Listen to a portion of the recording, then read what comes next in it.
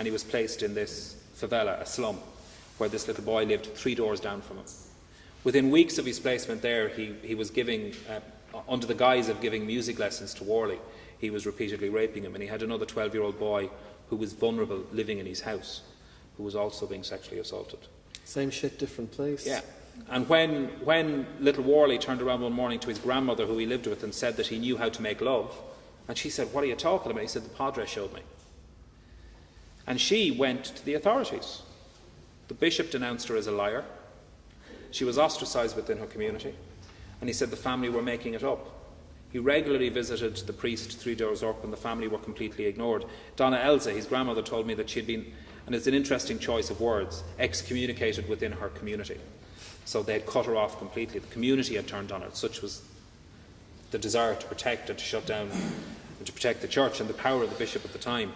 And he was only prosecuted when a lawyer discovered the priest's diary. And in the diary, and I have a copy of it at home, it's all in Portuguese, and thankfully, because I haven't had to have it translated, but I thought it was an important document to retain. And in the diary he set out the kinds of children that he would target. Children with lone mothers or with absent fathers, poor, who need things. Give them a present or music lessons, and get him to give himself to me in exchange for a gift. And it was a manual. It was his manual about how he would target and what he would do. And only when that was discovered did it finally move on, and he was prosecuted and got a 15-year prison sentence.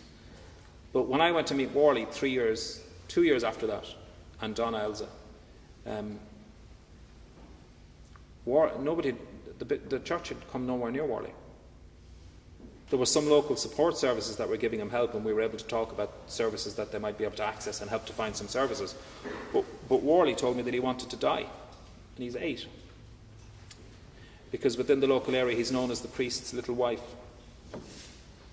Now in 2001, Joseph Ratzinger, who's now Benedict XVI, wrote to every bishop in the world, telling them that his department, he headed at that time a department called the Congregation for the Doctrine of the Faith. Have you heard of the Inquisition, the Spanish Inquisition? Well, the Congregation for the Doctrine of the Faith used to be known as the Department of the Inquisition, but it got a bad rep for that, so they called it the Congregation for the Doctrine of the Faith. And its job, he was known as the Pope's enforcer, or the Pope's bulldog, or God's Rottweiler was the other title he got given. And his job was to enforce the rules, the law of the church and dogma, and to make sure nobody stepped out of line. And there were documents, the earliest documents.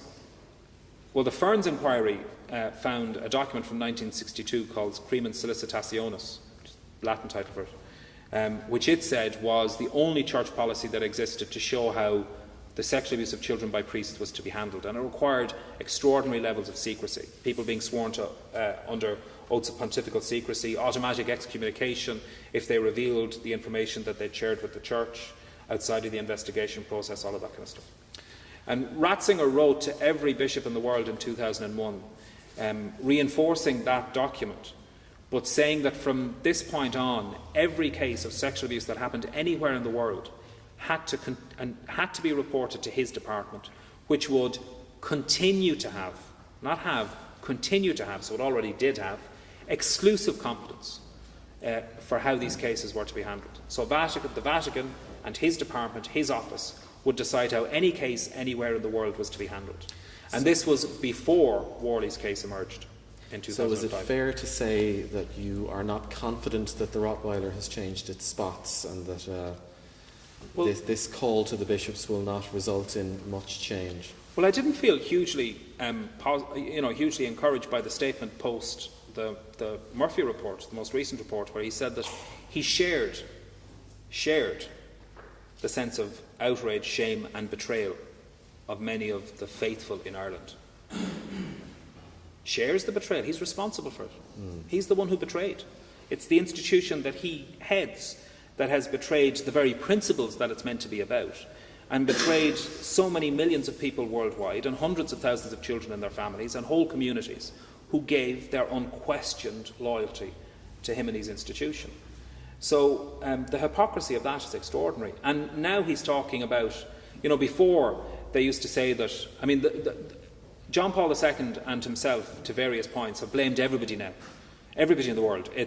Initially it was the corruption of Western society. This was what John Ball said, the corruption of Western society which has infected even the clergy. So we're so corrupt that we've even turned the priests bad. Now they're doing all these terrible things. God love them. They blamed homosexuals. They said it was about gay priests. I'm sure that's really helpful to all the women and girls who've been sexually abused by priests. They blamed everybody. They're now saying that this is an Irish problem. There are governance problems in the national church. Now, there is no national church. One of the things I found out when I decided to go after the Catholic Church at the institutional level, there is no such thing as a national church. Each diocese is its own kingdom, and it's accountable only to Rome. So Cardinal Sean Brady is the Primate of all Ireland. That's a title. He has no authority over any other bishop in this country. He can't tell any bishop in Ireland what to do. They answer only to Rome. Stops with the Pope. Yeah. The Conference of Irish Bishops is a collegial, it's a college of bishops. It's an association. But nobody's in charge of anybody else. Every bishop reports directly to Rome. And Rome knows that, obviously, because it dictates that. That's how it's set it up. So for the Pope to be saying there's a problem in national governance, when there is no such thing as national governance, is just a lie. It's just dishonest. Semantics. It's a lie. It's not semantic, it's a lie. It's dishonest. There is no national governance. Well, we shall have to watch this space and see what emerges. But he's writing to us all, so it'll be fine. There's a pastoral letter coming soon, so I'm sure we'll look forward to that. Okay, we're going to move on to some of the work you're doing in Amnesty. At the moment, the big news story, which everybody is aware of, is the terrible earthquake in Haiti and the apparent lack of success in getting any kind of relief of any substantive level into the country. And this, of course, is a country that is within spitting distance of the United States. And of course, a lot of people have also highlighted the fact that this is a country which has had consistent problems over many, many years that have had the international community quite concerned. What's going on?